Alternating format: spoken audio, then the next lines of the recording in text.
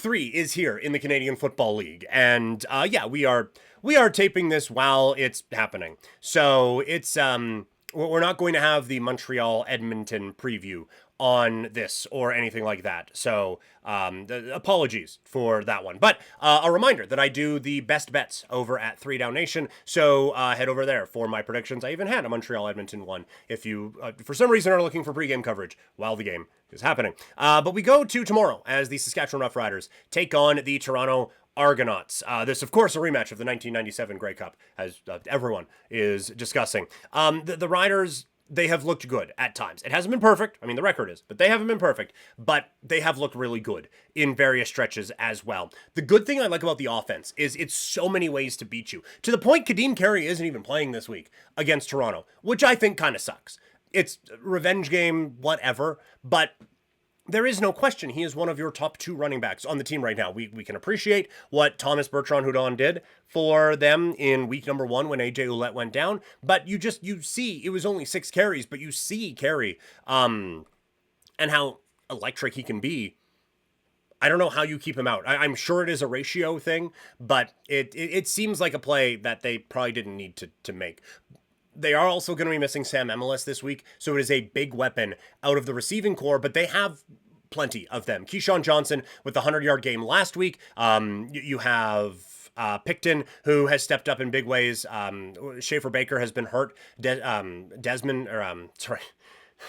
Talk about Desmond Bain a little bit later on the stream, but Bain has been hurt right now as well. But they have other guys who can step up in this receiving core, and you have a quarterback who is just zipping it around right now. I said in the Rider thoughts after the game, which I also do for 3 Down Nation, there is no number 1 receiver in the mind of Trevor Harris. The number 1 receiver is the first guy who's open, and boom, okay, first down, let's keep the ball moving. That's what he does. So there isn't that number 1 guy on this team, but there doesn't need to be. There also probably doesn't need to be against this Toronto defense, who we talked about it in the power rankings.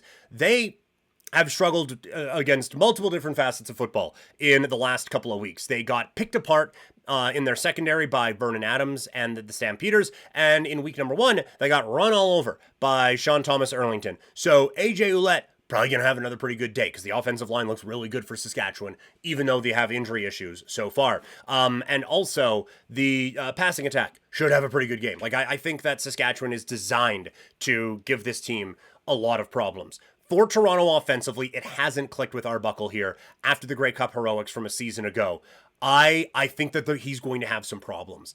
He does not handle pressure really well, and he forces a lot of passes. And you can do that against Calgary and kind of get away with it. You cannot do that against the team that led the CFL in takeaways by like 100 last season. That's just, it is a recipe for disaster. So that there isn't really an aspect of this game that I think, okay, Toronto has that one. So that's why I love Saskatchewan minus 2.5 going into this one. Ottawa taking on the Calgary Stampeders. The Stamps looking to go 3-0 as they work their way through Ontario.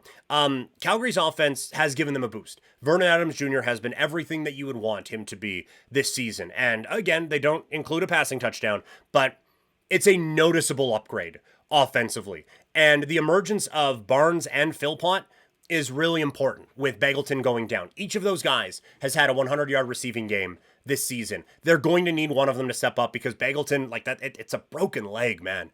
That's going to be a bit to recover from.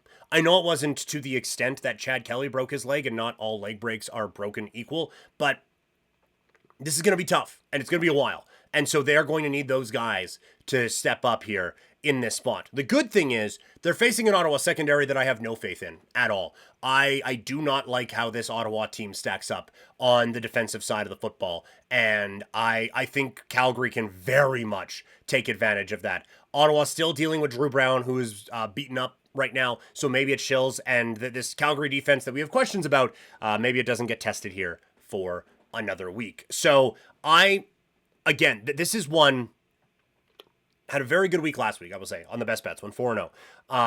And this was a week this week where I was like, oh, well, that one's an obvious one. Oh, that one's an obvious one. And it got to the point where I was like, I am worried about what I'm not seeing that they're seeing, because I love quite a few of these lines. I think Calgary minus 1.5 is definitely a pick that we're clicking this week. And I think under 50.5 is probably pretty good in this spot, given the offensive struggles of the Ottawa Red Blacks. So I'm going with that one. Winnipeg against BC. This was one that I did not have a prediction for in the best bets because our best weapon is our ability to say no to these games. And so I did that against Winnipeg here with Winnipeg and BC. Winnipeg looked like the better team last week. Now they get Collaros back. That should offset any kind of a home field advantage that BC may have gained going from Winnipeg out to the West Coast.